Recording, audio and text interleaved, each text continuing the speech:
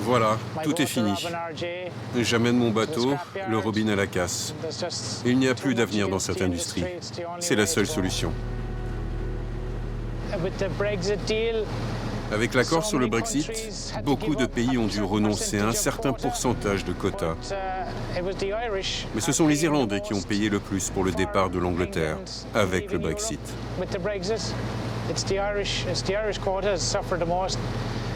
Ce sont les quotas irlandais qui ont le plus souffert et ça va encore diminuer dans les 2 années à venir. Donc c'est fini pour moi et beaucoup d'autres familles et de bateaux. La tristesse, ce sont mes 2 fils qui ont 13 et 15 ans. Ils sont intéressés par la pêche, mais il n'y aura plus rien pour eux maintenant. Je pêche, vous savez, depuis que je suis sorti de l'école, il y a 30 ans. Toute ma famille et celle de ma femme étaient des pêcheurs. J'ai ça dans le sang, mais c'est comme ça que tout va finir. Tout va s'arrêter là.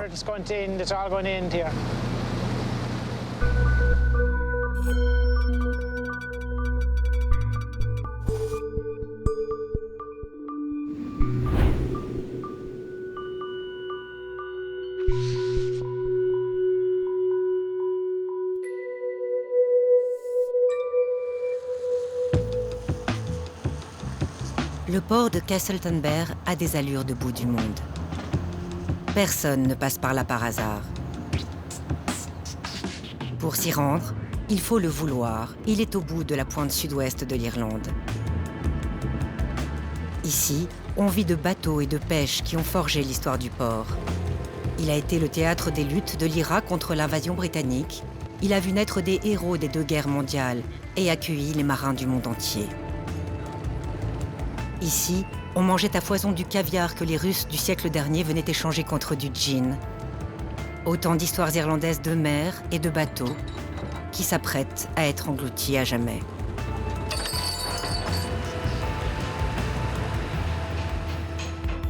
Le Brexit vient de leur porter le coup de grâce. Le Royaume-Uni a récupéré ses quotas de pêche, autrement dit un nombre de poissons autorisés par l'Union européenne à être pêchés selon le lieu, le temps et l'espèce a dû être rendu aux Britanniques. L'Irlande a perdu 15% de ses quotas globaux, parfois la totalité sur certaines espèces. Sans quotas, pour certains, la pêche n'est plus rentable. Le chalutier de Daniel Healy rouille sur le quai depuis 3 mois. Il attend son ultime voyage, celui qui le mènera à la casse. Le bateau rouille. C'est dur. C'est comme une maison. Personne ne veut voir sa maison tomber en ruine. C'est le même sentiment avec un bateau. C'est peut-être encore plus vrai avec un bateau. Car votre bateau, c'est votre maison quand vous êtes loin de chez vous. Et j'ai passé plus de temps sur le bateau qu'à la maison. Dans le port, ils sont 16 bateaux irlandais déjà condamnés à la casse. 1/3 de la flotte amarrée au quai.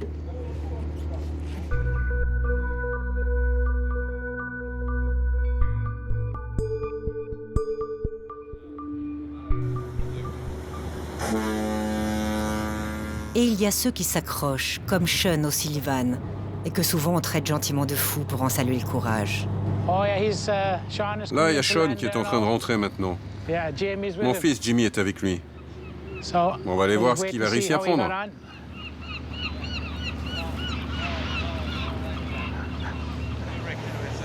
Tu ressors demain matin?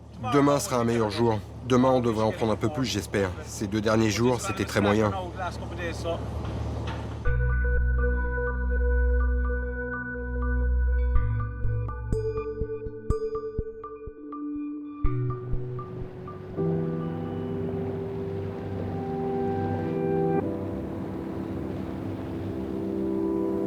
Une vie de pêcheur, c'est d'abord un départ à l'aube à 4 heures du matin. Garde la corde à l'intérieur, n'enlève pas la corde. Sean est le propriétaire de ce bateau de 15 mètres depuis 2 ans. Avec son chalutier, Sean ne va jamais pêcher très loin. Cela rendrait ses voyages plus chers et surtout plus dangereux. La mer en Irlande est dure, même par temps calme. D'ailleurs, il n'a pas besoin d'aller très loin. L'Irlande possède les eaux les plus poissonneuses d'Europe, grâce à ses fonds marins peu profonds, où vivent les poissons blancs qu'ils pêchent, comme la sole, le merlu ou la lotte. On dépend beaucoup de la sole noire, surtout en hiver, et de toutes les espèces de poissons qui sont près des côtes, à cause de la météo. Car si le temps se gâte, on peut revenir rapidement au port. Mais les autres pays ont eu un bien plus gros quota de sole, comme la Belgique, bien plus que les Irlandais, dans nos propres eaux. Et ça, c'est juste un exemple des poissons sur lesquels on a été très touchés. On n'a pratiquement aucun quota sur la sole noire. Il n'y a pas de bateaux étrangers sur l'écran. Mais ils vont débarquer cette nuit ou demain matin. Je ne suis pas sûr. En Irlande, on dit que les poissons n'ont pas de nationalité tant qu'ils n'ont pas été pêchés. Mais ici, ils peuvent très vite devenir français, anglais ou espagnols. La concurrence avec les bateaux européens et britanniques est forte. Il faut les enlever. Retire les sols noirs s'il y en a. Les autres pays d'Europe aussi ont perdu des quotas avec le Brexit. 4% pour l'Espagne, 9% pour la France. Mais avec 15% en moins, l'Irlande a payé le prix fort. Et ils sont tous d'accord, leur gouvernement ne s'est pas battu pour eux. On est une monnaie d'échange. À chaque fois qu'ils vont à Bruxelles pour négocier, sur la pêche ou autre chose, on retire toujours plus de quotas aux bateaux irlandais. Le gouvernement s'est débarrassé de nous. Le manque de quotas a mis à mal toute la chaîne. Les banques n'investissent plus, trop risqué. Les mécaniciens et les équipages commencent à disparaître. Regarde-lui, il est tout seul. Il a 72 ans, il pêche tout seul. Aucun jeune ne veut plus prendre la relève. Donc il s'accroche en pêchant tout seul. Il essaie de continuer malgré tout.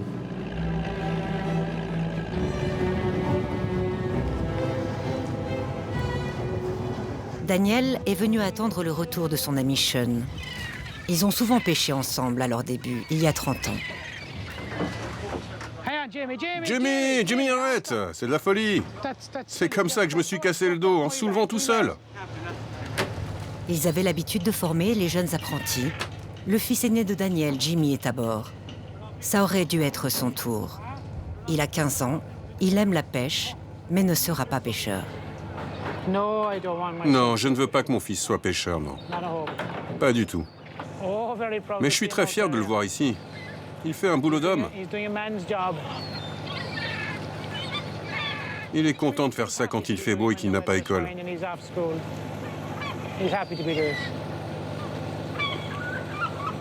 Mais l'école doit passer avant. Pour Daniel, c'est fini. Son chalutier de 20 mètres attend de partir à la casse. C'est à 12 heures de bateau d'ici. Alors Daniel le bichonne encore un peu pour qu'il puisse faire son dernier voyage. Il a accepté le plan de démantèlement du gouvernement. En accord avec Bruxelles, 80 millions d'euros ont été débloqués pour compenser les pêcheurs qui acceptent d'arrêter. Et personne ne sait encore combien ils vont toucher. Pour que je touche l'argent du démantèlement, il faut que le bateau soit détruit. Et cela peut prendre encore un mois pour moi. Les factures n'arrêtent pas d'arriver. Il y a toujours des factures et j'ai le crédit de ma maison, celui de mon bateau qui va se terminer, mais il reste encore beaucoup de factures qui arrivent. C'est une longue attente pour quelqu'un comme moi.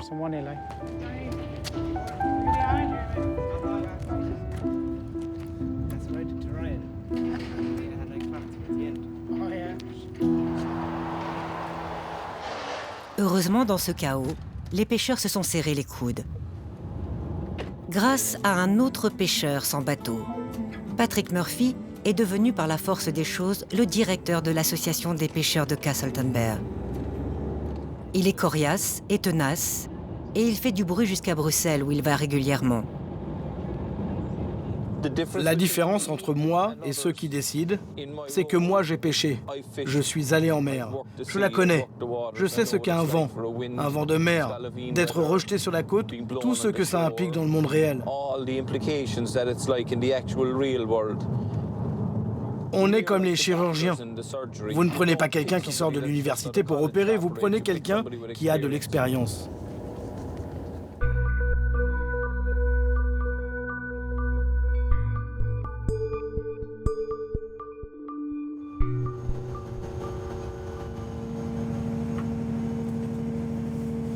Le métier de pêcheur est dur, et Patrick s'y est cassé le dos. Il est tombé malade, il a dû reprendre l'entreprise familiale d'élevage de moules. Il est devenu un marin d'eau calme. Il l'a modernisé, et aujourd'hui, ce sont ses 2 fils qui s'en occupent. Ça doit être cette ligne, tu vois. Il y en a d'autres derrière. Et ça, c'est les nôtres? Celle-là est à nous, là en bas. Les jeunes générations ont les machines, les bateaux, l'équipement. La mer est pleine de poissons. La seule chose qui les arrête aujourd'hui, c'est la réglementation. Les nouvelles lois qui entrent en vigueur et qui les empêchent d'aller pêcher. Tout devrait être mieux pour eux que pour ma génération, mais pourtant ils perdent espoir quand nous en avions tellement. Il y a quelque chose qui ne va pas, et ce qui ne va pas, c'est que ceux qui décident ne prennent pas en compte ce que les pêcheurs doivent faire. Ils n'écoutent pas. C'est pour ça que je veux aller à l'Union européenne, pour leur dire.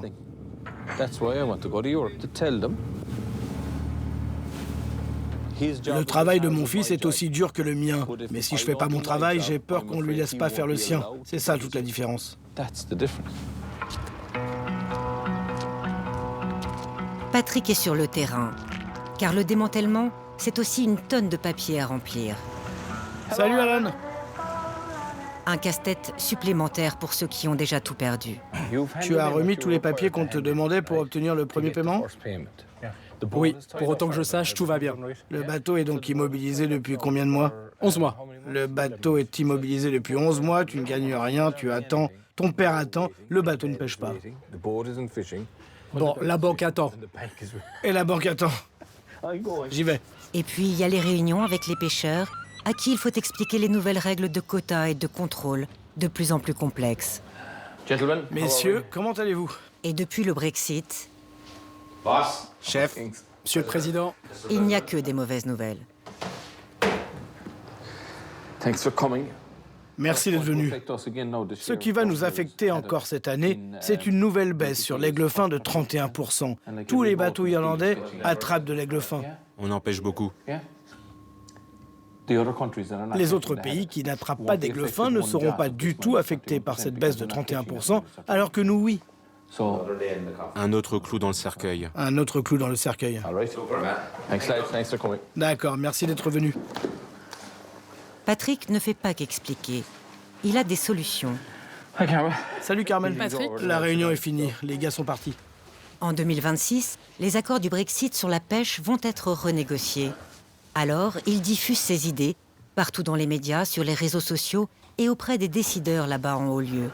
Il faut qu'il soit écouté. Chaque année, les bateaux français et espagnols ne capturent pas tout le poisson auquel ils ont droit.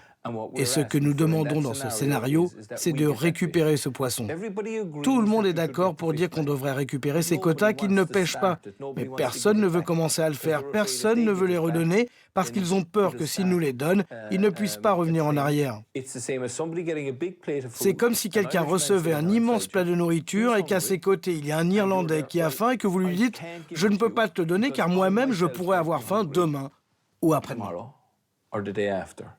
Mais ce qui se passe, c'est qu'ils n'ont jamais faim et la nourriture qu'ils ont pourrit sur place.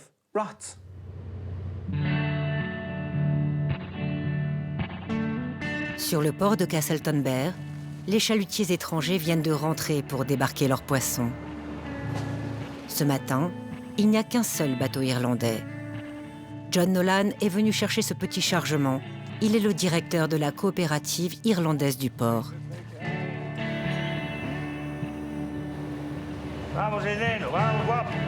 Le reste du port est espagnol.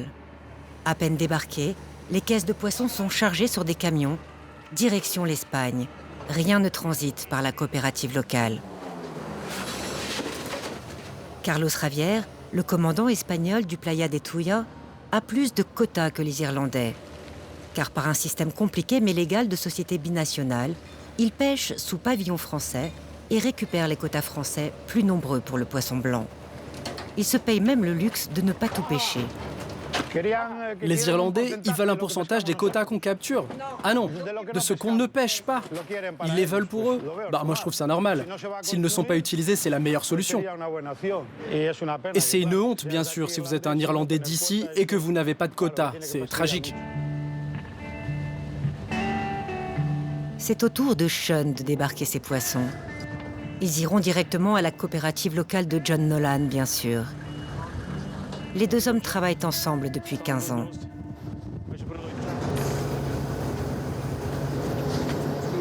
C'est qui ton équipage? Ce sont les 2 fils de Daniel. Ah, incroyable. Oui, j'en ai eu un avec moi l'autre matin, et là, ils sont venus tous les 2 pour me filer un coup de main. J'ai peur que la coopérative locale disparaisse avec le manque de bateaux et de poissons. Ça va être très difficile de continuer à faire marcher les affaires. Dans la coopérative de John, ils sont une petite centaine à trier, nettoyer et emballer le poisson qui sera vendu sur le marché européen. Mais avec 16 bateaux à quai et des quotas réduits, John a déjà perdu un tiers de son chiffre d'affaires. Je vais probablement devoir licencier 25 à 30 de mes employés. Et c'est possible qu'on ne survive pas comme entreprise. Vous pouvez voir aujourd'hui, il est seulement 13 heures et on a déjà fini. Il n'y a pas assez de travail pour une journée complète. Et en effet, Sean est le dernier de la journée. Il y a 5 caisses de gambas. C'est ça. Et les crevettes? 37. Sean est tendu. L'argent qu'il doit payer son équipage, l'entretien du bateau, son essence qui a doublé depuis la crise de l'énergie, tout est contenu dans ces caisses. Là, on est bon. Mais on doit surveiller certaines espèces comme la lotte. Il faut surveiller les quotas quand on avance dans le mois. Et les prévisions météo sont mauvaises pour demain et dimanche et pour la semaine prochaine aussi. Donc c'est peut-être fini pour le mois.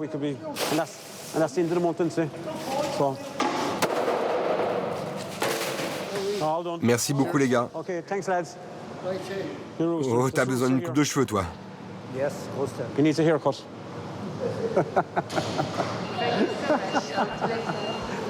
Je peux poser le bateau. Fini les soucis pendant quelques jours. Dieu merci. J'en peux plus.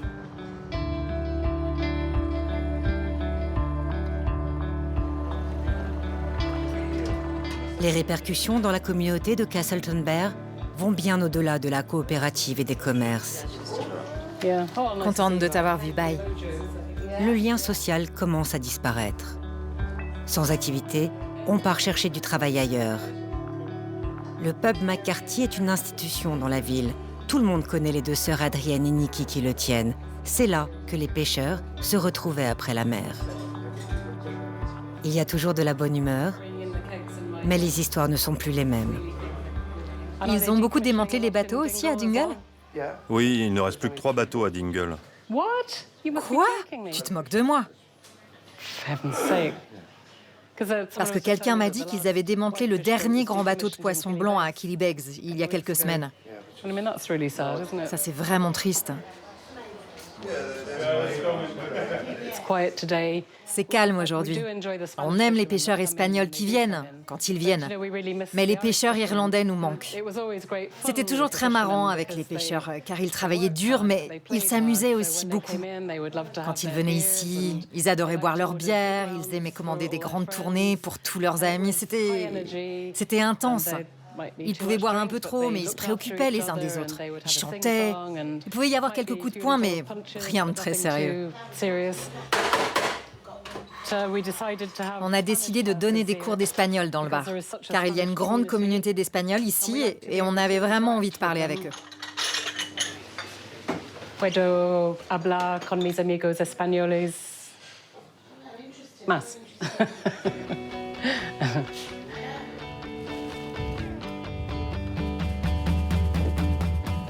Pour Daniel, la pêche est devenue un loisir, en famille.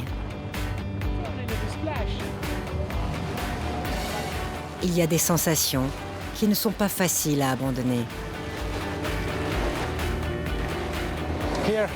Tu veux celui-là? Oui, T'es sûr maintenant? oui. Remonte ta ligne, Robin. On va un peu plus à l'ouest, jusqu'à la pointe. Papa, tu peux m'aider à la remonter? Remonte-la encore, Robin. Ne le laisse pas dans le fond, les poissons ne vont pas mordre comme ça. La vie en haute mer est terminée.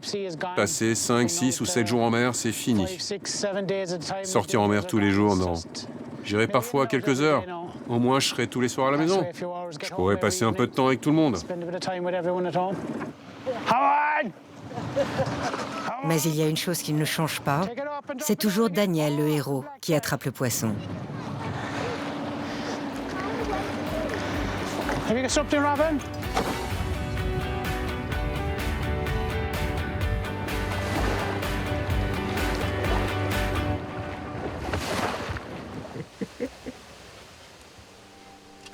Daniel n'est pas seul.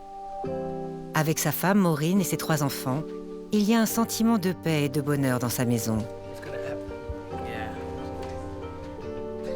Et puis, il a transmis le goût de la pêche à ses 2 grands. Même si désormais cette 6e génération de pêcheurs va rêver de haute mer différemment. Il faut attraper des poissons. La même chose que dans la vraie vie. Il y a différents filets, différents casiers. Je veux que mon père soit heureux. Au moins, quand le bateau sera cassé, il n'aura plus le stress de s'inquiéter pour son équipage et tout le reste. Il pourra aller pêcher parfois, sans le stress des responsabilités. C'est tellement injuste. Alors que vous pêchez dans vos propres eaux, qu'il y ait autour de vous des bateaux autorisés à pêcher plus de poissons, ça ne semble pas juste. Et c'est pas juste. Ça ne devrait jamais arriver.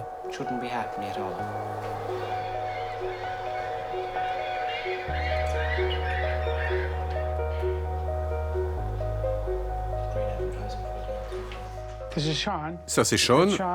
Sean et Eric. Sur mon ancien bateau, l'Elizabeth. C'était sans doute il y a 25 ans. Là, un de mes cousins. Il y a Barry. Sean encore. On retirait une épave de l'eau. Et ça, c'est moi avec les garçons quand ils étaient petits, qu'ils venaient sur le bateau. Jimmy et Ryan. Tu vois celle-ci? Ils ont 3 et 5 ans peut-être. Ils sont trop mignons.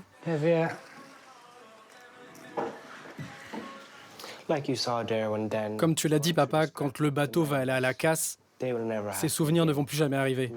Des souvenirs comme ça n'arrive plus. Daniel, il ne sait pas ce qu'il va faire. Pour l'instant, il souffle un peu, mais les factures vont continuer d'arriver. Il va falloir trouver quelque chose. On va voir ce qu'il y a d'autre. Voir comment ça se passe. Mais les options sont très limitées. Je n'ai aucune qualification en dehors de la pêche. Vous ne devez pas être un génie pour devenir un pêcheur. Vous ne devez pas faire de grandes études. Ça s'apprend en 4 ou 5 mois, j'imagine. Au contraire, je pense que c'est une grosse qualification de savoir pêcher. Car ça doit être en toi. Tu risques ta vie. Tu donnes ta vie. Tu ne comptes jamais tes heures et tu travailles très dur. Je pense qu'ils ont d'énormes compétences et c'est dur qu'on leur prenne ça. Difficile d'éviter l'autodénigrement, quand avec soi, c'est 5 générations de traditions de pêche qui coulent à pic. Allez, Danny, continue! Continue!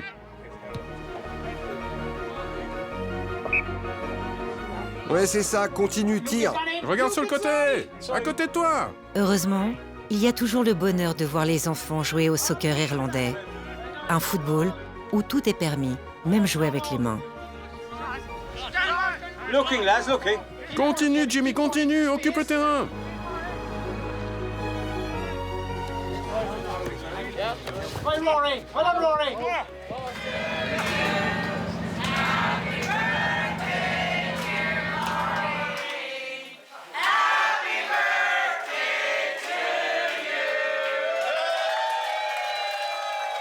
Et puis ce soir, Maureen a 50 ans et il y a toujours les amis, avec lesquels on peut se souvenir ou oublier, et surtout chanter des chansons irlandaises, de mer et de marins.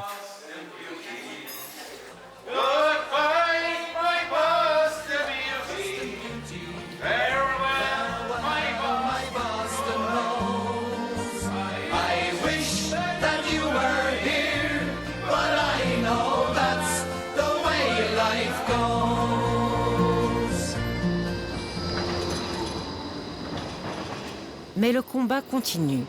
Il est là, avec Patrick. Il a revêtu ses habits d'homme politique pour convaincre ceux qui décident de ne pas couler sa communauté. Aujourd'hui, il est en Belgique, à Gand. C'est la 6e année que je viens ici et les frustrations continuent. On essaie de s'assurer que les pêcheurs soient reconnus à leur juste valeur pour ce qu'ils font, qu'ils ne soient pas diabolisés, accusés de surpêche et tout le reste, car c'est tout simplement faux. Tout prouve que l'industrie est en train de mourir. Les gens quittent le secteur qui est anéanti. Je ne peux pas comprendre cet aveuglement face à la manière dont ça affecte nos concitoyens. Le changement climatique pose toutes sortes de problèmes et d'obstacles, mais je pense qu'ils peuvent être surmontés. Je dois le croire. L'échec n'est pas une option. L'abandon n'est pas une option. Avec le Brexit, tous les pays européens ont perdu des quotas et parlent de démanteler leur flotte. Les associations de pêcheurs se réunissent donc régulièrement. Devant l'urgence, il faut présenter des mesures claires à la Commission européenne. Dans cette industrie si compétitive, se mettre d'accord entre les associations et les pays est un véritable tour de force. Est-ce que les contrôles vont s'appliquer en mer ou quand le bateau sera à quai? Patrick connaît désormais tous les représentants, comme Jean-Marie Robert qui défend les pêcheurs de Bretagne. Ensemble, ils savent qu'ils n'ont qu'un rôle consultatif à Bruxelles et que cela ne suffira pas. Alors Patrick a décidé d'être candidat aux prochaines élections européennes. Sur les milliers de conseils qu'on a envoyés à la Commission, combien ont été retenus? Récemment, plus ou moins 0. C'est du cirque. Nos réunions ne servent à rien. C'est terriblement frustrant. C'est pour ça que je vais me présenter aux élections européennes. Et on verra si je peux changer les choses. En attendant, les bateaux irlandais se préparent à disparaître. C'est le dernier voyage, oui. Toutes les bonnes choses ont une fin, c'est le dernier voyage des deux héros.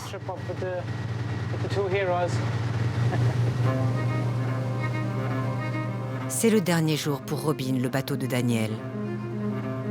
Mais il n'est pas tout seul. Devant lui, Alan, un autre pêcheur de Castletownbere. Ils ont décidé de déposer leur bateau à la casse, ensemble, sans doute pour rendre la chose moins douloureuse.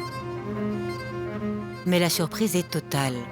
La casse n'a pas de port et il faut prendre de la vitesse pour accoster à même la terre. Alan est le premier à briser son bateau. Oh mon Dieu! Allô? Qu'est-ce qui se passe? Je dois aller où? À bord, c'est la panique. Sous les conseils du directeur de la casse, Daniel doit lancer son bateau. Tu dois aller à sa gauche. Si tu t'engouffres de l'autre côté en allant vite, tu pourras entrer. Ok, je vais essayer ça. Attention!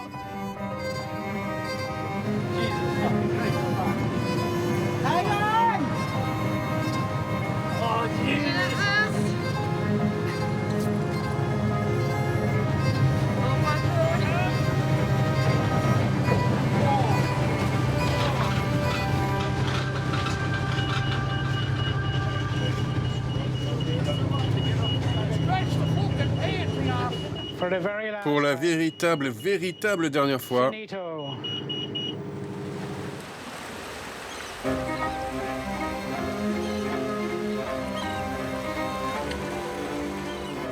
C'est une belle fin qui a recouvert la tristesse qu'il redoutait. J'ai oublié de fermer la porte à clé. Un dernier regard, étonnamment joyeux, avant le retour à la débâcle qui s'annonce à Castletownbere. Le bar où Daniel chantait vient de fermer.